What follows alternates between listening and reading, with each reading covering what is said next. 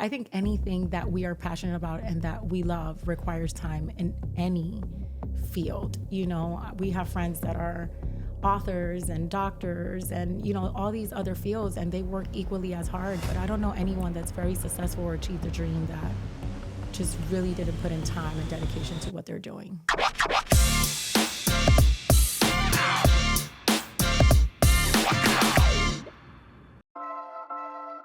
Hey guys, welcome to the Troy Gramling podcast. It is an honor, as always, to come and hang out with you, especially as we get closer and closer to the Christmas holidays. And so we thought it'd be interesting to talk to some of the folks that we all do life with, especially during the holidays. So we had a chat with the folks at the Caring Place, used to be the Miami Rescue, and talked a little bit about what they did. And now we're going to talk about where many of us go to get our presents at Christmas time for the people that we love and care about.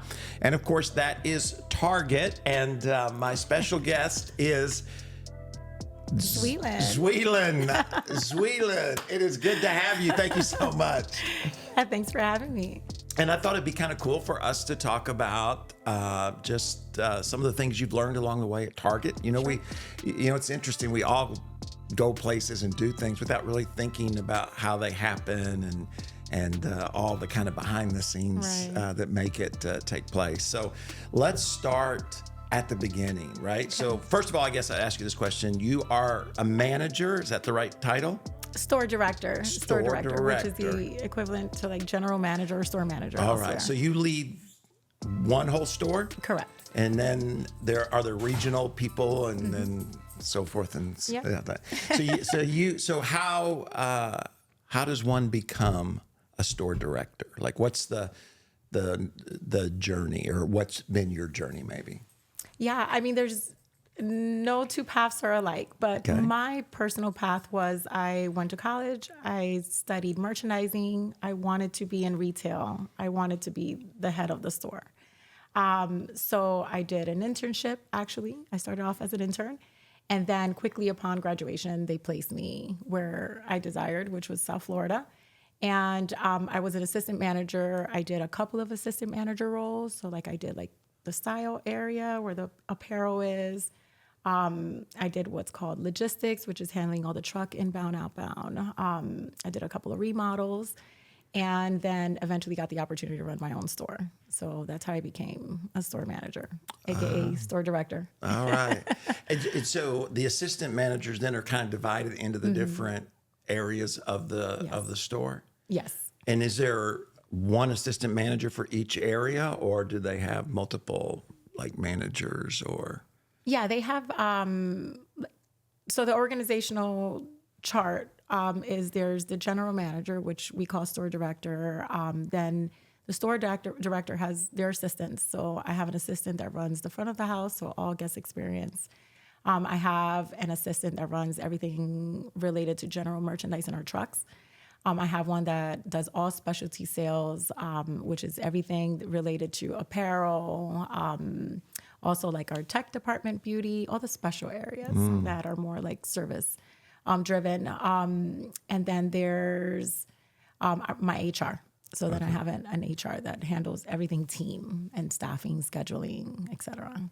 So is there an assistant to the director in the sense of they're all seeing individual areas, but you're seeing the whole thing? Right. Are you the only one looking at the whole thing, or do you have some other role that's helping you kind of manage the whole thing? Got it. No, not at least not in our prototype. So they are trained as part of their development to do more than just their piece of the pie. So they do oversee the entire store. If they're there, they're it. So at any given time anyone asks for the store manager, they're going to get whoever's present. And they're taught to be able to provide the correct answers for anywhere in the store.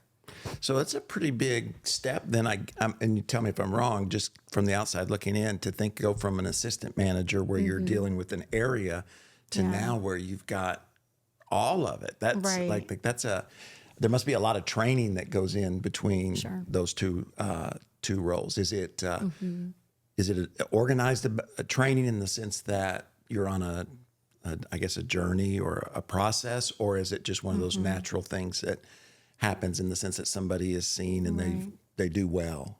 Right. It's one of those, the better you do, the more you can handle. So more is taught to you and invested in you. So based on my path, it was always like, this is where I want to get to. So what are the gaps that have to be filled along the way?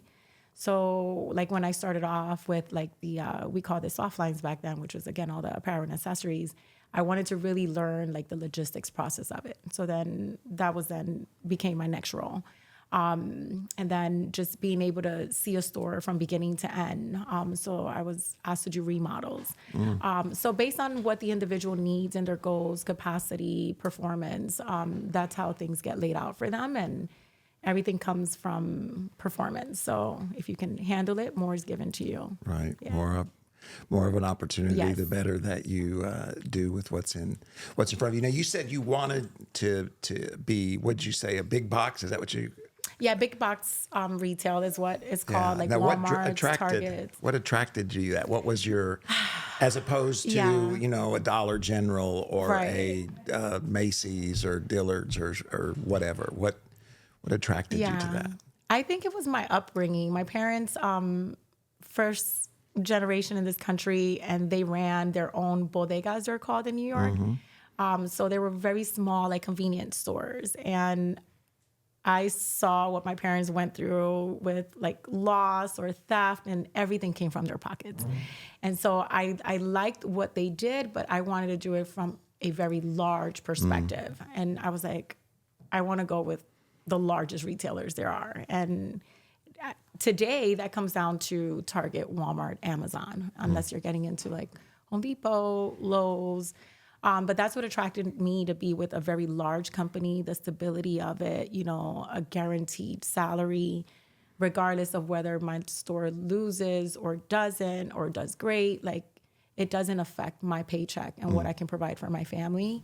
And I think that stability is what really made me go after like big box, large, stable company. Right. Yeah, that makes sense. Now, what's your favorite part? Is it if I were going to divide it, like you have the team, right? Leading, training, dealing with, I'm sure, all kinds of, I'm sure you're a friend, a pastor, a leader, all that. And then you have the clients or the customer. And then you have like you said, the leading of the logistics of making sure you got merchandise to sell and the building and all those things. What's your favorite part to lead? I think I like all of the different parts the same. My favorite is the connection with the people, because everything is driven through seeing someone execute a vision. And I think that's the part to me that is my favorite. Like every day I look forward to who's there, let me go catch up with them, status with them. But even the personal, like everything is what I remember. Like yesterday I walked in and my assistant, the first thing I'm like, okay, so tell me about this honor roll that, her kindergartner just had, it's kindergarten honor roll. I thought it was hilarious, so I want to know about that. And then we can get to the business part of it. But just the day-to-day, like working hand in hand with the team is really what I love about my industry and what we do. And is it, is there a lot of turnover? I mean, in that, as far as when it comes to the team members, and does that make it difficult being somebody who loves dealing with team? Right. How do you deal with that? And maybe there's not a lot of turnover. Maybe that's just a preconceived idea that we have when it comes to Walmart and Target and those kind of stores. It does have its turnover. Of course, I want to have less for more stability, but a lot of it is healthy turnover. One of my, we call them executive team leaders, which is the assistant, just got promoted to another role. But it's a great opportunity for her, but it's like, I'm parting ways with someone that I adore. And then I'm getting someone new. And now I got to put, all those eggs into that basket. But it's hard to see them go, but a lot of it is good turnover. But there's definitely turnover in our industry, just like anywhere else, for sure. Yeah. Now, what makes a good what do you call the ones who like do the cash registers and stock the shelves and those? Are those in the same? I guess I don't know what you. Because I was thinking you. More and more we have, you check yourself out as opposed to, have checkers and stuff. But when you're looking to hire, especially at that first level, for what are some of the things that when you see that in somebody, you're like, I think they're going to do well? For me, it's what I can't teach. I can't teach enthusiasm. I can't teach energy. I can't teach someone like passion. When I feel like that person has that, I feel like I can teach them everything. And that to me, I put very little weight on experience. To me, it doesn't matter much if you've been doing a sales for position or a cashier position for 5 days or 5 years or 20 years. We can teach it our way. What I want to know is that that person can take care of our guests. The guests are going to have a good experience with that person, that they seem like they have the energy and the stamina for what we do, because it takes a lot of it. So it's those qualities that I really go after versus the actual skill, whether like from experience, because again, that's all teachable from my perspective. Because I know there's probably a lot of people listening or watching today, and they'd like to either get a promotion or get a job or whatever. What are some of the things that, if you see, you may not just discount them totally, but they're kind of red flags for you when somebody comes in to either get a promotion or get that first job? That's a good one, because this one definitely varies amongst leaders. I hear it in the room with my leaders all the time. One wants to go after something, the other. And, it's all preference. But I think we want people that are reliable. Of course, can come to work when we schedule them. So that's a big part. Is there anything you're looking for when you're talking with them to discern whether you think they're going to be reliable? Yeah, I do a lot of personal talk. Okay. Like there's questions that will come up that they have to answer. But I do a lot of the personal, like, tell me about you. I want to know about that person, what excites them, because I'm already looking at ways, if that excites you, how do we motivate you? So I do a lot of like the personal talk to try to connect with that person and really gauge who they are as a person. And I think that speaks a lot more than asking like a basic question like, tell me about a time when you helped someone, Right. So definitely just really understanding them as a person and what they like to do, what excites them. Those are like big ones for me. And now how many years have you been in this area? So I started Target in 2007, so 17 years. Prior to that, I was a student. So right. Yeah. So have you seen? Because that's a decent amount of time. Have you seen a difference in the folks who are applying for the jobs, or is it pretty well just same people, different generation? That's a good way to look at it. Like same thing, but different generation. We definitely, Generation Y is very different. But we still get a little bit of everything, and I think a combination of all of it is the best combination for a store. Definitely different backgrounds, different perspectives, different talents.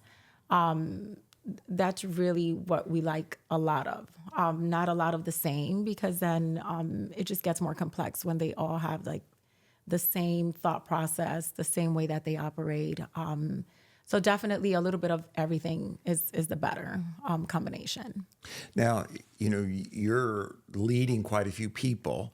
And I'm sure folks listening to you are in a similar situation, but you're not the ultimate decision making for Target.com, or you know what I'm saying? Right. And I know, right after COVID, and there was all the Target stuff in the news and everything.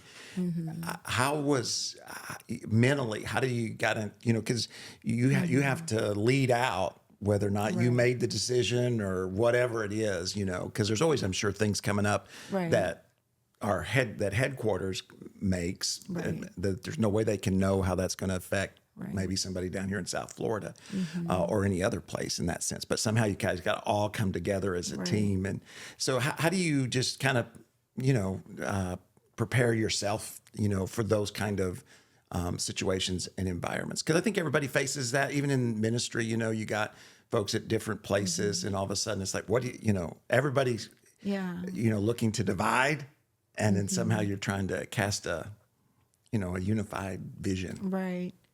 Yeah. I mean, this happens, right? And because the only thing that's constant is change. There's always something that's changing. COVID was definitely one that was completely unique to everyone. I understood a very long time ago that in retail, especially these stores that provide everything for the community, right? I understood and accepted a very long time ago that we're going to be the last to close and we're going to be the first to open, So we're going to be there until like that storm is like right there, or whatever it is. And as soon as it's over, we're back out there, And I think we can look at it from the perspective of like, oh man, we don't get to spend that time with our family. Right. But in the greater good, like we're doing so much good for our community. And like, what would the community do if these stores weren't there, like allowing you to get the water and the supplies that you need, So I think it's understanding what the vision is from the company. What are we going after? What do we need to do? And then like making sure that everybody at every level is aligned. So I have to make sure that my managers are understanding what I've asked and that they're mimicking that to their leaders and that the leaders are trickling it down to the team members, which really is who the guests will see at all times, right? So just a very clear vision of what all the way from the top, because everybody has a boss. And it's like we turn to our boss first before we turn to our teams. So that's really where it comes from and how we make sure that all the way to what the guests actually see, that vision is carrying all the way through. Wow. It's a lot of layers if you think about it, from like headquarters and then, regions and different groups and different districts and different stores all the way down. It's a lot of layers, but communication travels really fast. Target's been doing it a long time. So they've mastered that, that communication, that speed is life culture, Do y'all use a lot of technology when it comes to, like, if you're wanting to make sure we're all on the same page, maybe whether it's a storm or COVID or whatever it is that's happening, and you're going to cast, something's going to be asked of them that maybe they want to do or don't want to do. So you got to help them understand why we're coming in or whatever it is that's going on. How do you do that? I mean, on a practical basis, do you call a meeting? Do you send out a text? Do you meet with the whole store, or how have you seen greatest success in communicating like that? I think emails is fast. There's a lot of confidential material that's sent out with the strategy, the vision, timelines as to when to communicate. So we just follow that protocol all the way through. And then at the store level, I think like any team, like how does a coach from the side communicate something really fast when it's in action, right? Like you call that huddle, you give that information. And the moment a player shows up, it's like, give that information right away, so that from the moment they're in, they understand like what the goal is, like what's the next play almost, right? So you start with the email and then the more personal stuff as you're looking, as you go into the store and that kind of thing. Right. And then how do you then communicate to the I don't know, do y'all call them customers, I guess, or clients? We call them or guests. Guests? Yeah. Okay, guests. So what have y'all seen it, like, again, do you use a lot of social media? Do you use printed material? Do you go through the checkers or the salespeople? How do you communicate to somebody like me something that you want to communicate? Target takes care, like headquarters will take care of all media. Okay. Media, marketing, even right now for the holiday season, people are interested in like sales and what's going to happen. Our stores open during Thanksgiving, Right. So that's something that Target takes care of. Me specifically for my store, they'll tell us how to communicate the hours. Like usually is like right at the door, like any store you go to, you'll know like their operating hours on the door. But like, let's say something like COVID, when the mask thing, right? How do you communicate that to the entire community that you have to have it on before you come to our store? So that was a challenge, but it's usually like posters that you see at the front that'll tell the guests what they need before entering. So that way, literally from the moment they show up, like they know like what the rules are. How did you know, because that was a tough one, because not everybody wanted to respond to the rules. So was that difficult as a leader, challenging your leaders to step in? But I'm sure you had some who didn't want to step in, and some who maybe were overly aggressive, you know, in that, and trying to manage through that a little bit had to be challenging at the time. Yeah, because I think when it first came out, there were a lot of differing opinions on it. You know, some people didn't think it was that serious. Others were like, oh, this is detrimental. But again, we had to understand and during this time I was actually with Walmart. So it's understanding, again, what the company wanted. And then, then that's our play. That's what we have to do, right? And then, you know, just leverage partners, depending on the community, depending on the store, the team. Law enforcement is a very good partner for all these stores. You know, they see everything that these stores do for the community at time of need, whether it's providing, you know, lines for gas, you know, all of these things that people need. So that's where they also help the stores. So if there's ever like any challenging thing, we don't have to take that on ourselves. Like we're not like bodyguards or officers or anything. We're just there to sell merchandise and accept your money for the goods that you would like.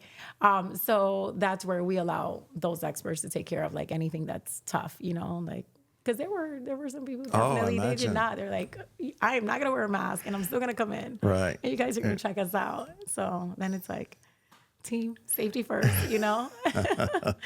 Yeah, that's a difficult, I mean, that was difficult for everybody to wrestle with that. And I'm sure you dealt with that some, even with your team members, as far as like some, you know, thinking it was necessarily, others thinking that it wasn't, and trying to keep everybody, you know, focused on what you were trying to do in the midst of everything that was going on and happening. Now, does Christmas create an energy in a positive sense, or is it more stressful? Because you guys are, you know, you're right in the middle of it. Yeah, it's both. It's a combination of both. It's definitely intense. It's a high emotional time. I tell my team, I'm like, look, I'm a coach all day long. I'm coaching. And I use, you know, the analogy of being like that sideline coach in like a football game. I have 3 boys and they're very sporty and athletic and they like to play. And I tell them, I say, if you look at the NFL and these players make millions, they're good. Yet that coach never stops coaching, always observing, always giving feedback, always, you know, saying where we can be better. And that's the way that I look at it, right? So during the Super Bowl, it's probably the highest intense time for players if they make it there, right? Or during the playoffs. And to me, this is our playoff season. Like everything we're doing right now is so high intensity. It's going really fast. It's a lot of merchandise coming into the stores, a lot of traffic, a lot of sales we got to keep up with. And if we didn't get ready throughout the year on how to be really good at like having our players, so staffing and writing a good schedule, who's going to play what position, you know? If we didn't get really good at that by this time, like we're going to have a tough time. And instead of it being a wonderful time of the year, it's going to be a stressful one. And, you know, me as the head of the store, I want my team to come in happy and be engaged and want to be there. If not, then they're just not going to show up, you know? So I know that I play a big part in like that motivating factor because what I do will trickle down.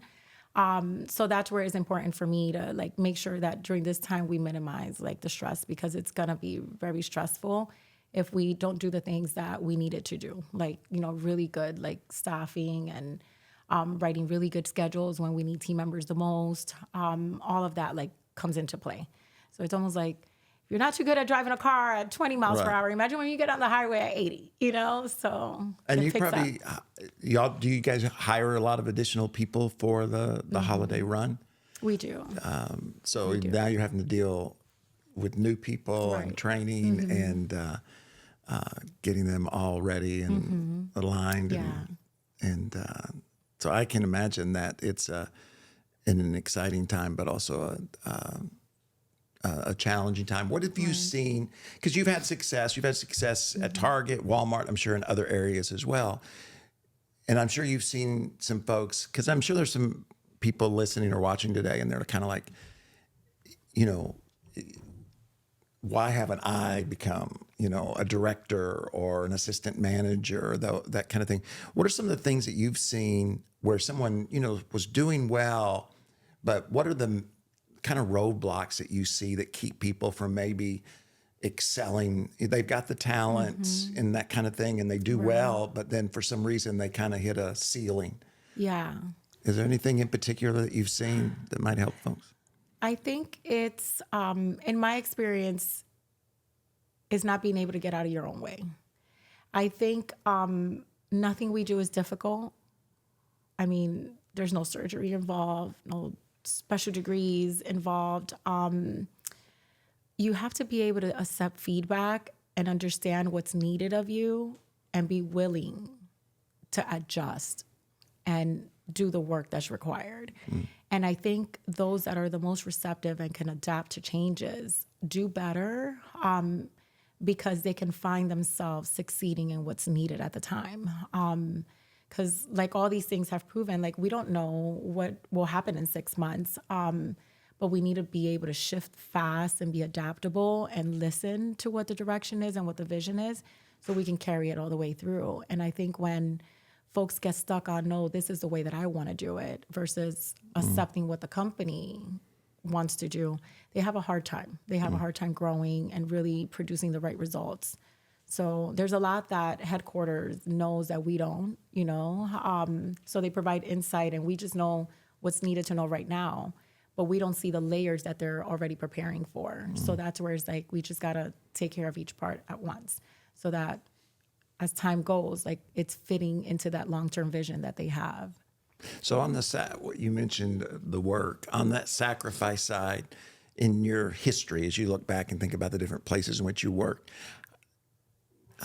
has there been a lot of sacrifice necessary, like hours worked, in a role like yours? Is that, do you go home at 5 o'clock and you don't have to worry about your text and your phone calls, or, are you, available more than that? Like, what are some of the sacrifices, not just, that you've seen, that you maybe even had to make along the way to be able to continue to succeed?